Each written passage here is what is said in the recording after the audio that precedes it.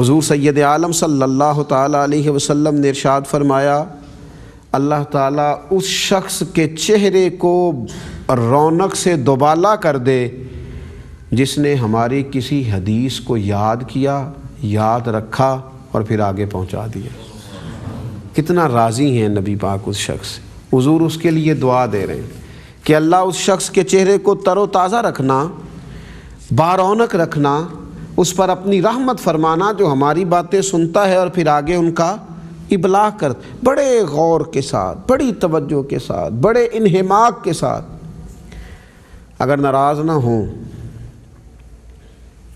تو بہت ساری چیزوں کو لوگ بڑی توجہ سے سنتے دیکھتے ہیں، بڑی ساری چیزوں کو۔ ہمارے بچوں کو کچھ چیزوں کا شوق ہے، میں صرف سمجھانے کے لیے مثال عرض کرتا ہوں۔ میں چونکہ میری کوئی دلچسپی کم ہے، لیکن میں ایک جگہ پہ کہیں بطور مہمان حاضر تھا تو بڑے شوق سے مجھے دعوت دی گئی، بڑی محبت سے مجھے بلایا گیا، لیکن ٹی وی پر میچ چل رہا تھا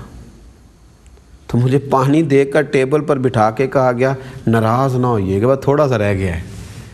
اور وہ مطلب پوری بات بھی سننے کو تیار نہیں تھے، وہ نکل گئے، چلے گئے۔ کچھ دیر کے بعد وہ لوٹ کر کے واپس آئے اور بڑی انہوں نے عجز کے ساتھ معذرت خواہانہ لہجے میں کہا کہ یہ بات بڑی غلط تھی، لیکن وہ بات دلچسپی اس طرح کی ہے۔ وہ کہنے لگے میں تو مطلب ہلتا بھی نہیں پوری طرح جب تک یہ بات ختم نہ ہو۔ تو میں نے ان سے کہا کہ چلیں ٹھیک ہے، آپ کی مرضی ہے، آپ کی دلچسپی ہے، لیکن اب ایک میری بات بھی مانے نا، یہ والی دلچسپی کا اظہار جمعے والے دن بھی کیجیے گا۔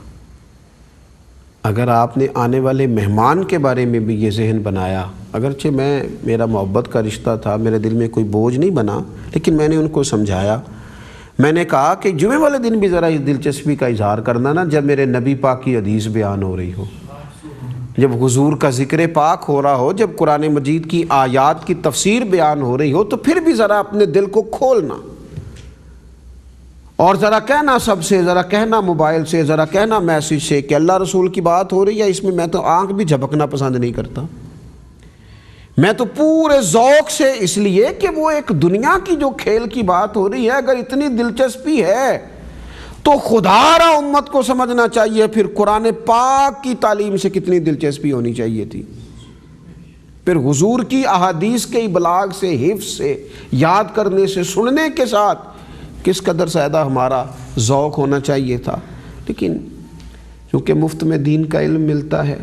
تبلیغ کی باتیں ہمارے گھروں میں پہنچ جاتی ہیں، وہ کیفیات پیدا نہیں ہوتی جو کہ ہونی چاہیے۔ یاد رکھیے گا، خیرات اسی کے پیالے میں آتی ہے جس کا پیالہ سیدھا ہوتا ہے، اور اگر فقیر کا چہرہ کسی اور طرف ہو، پیالہ الٹا ہو، تو دینے والا اسے دیا نہیں کرتا۔ یہ اپنے دل کی طلب کو، اپنی طبیعت کے ذوق کو، شوق کو برقرار رکھ کے جب دین کا علم حاصل کیا جائے گا تو اس میں برکات کا نزول ہوگا۔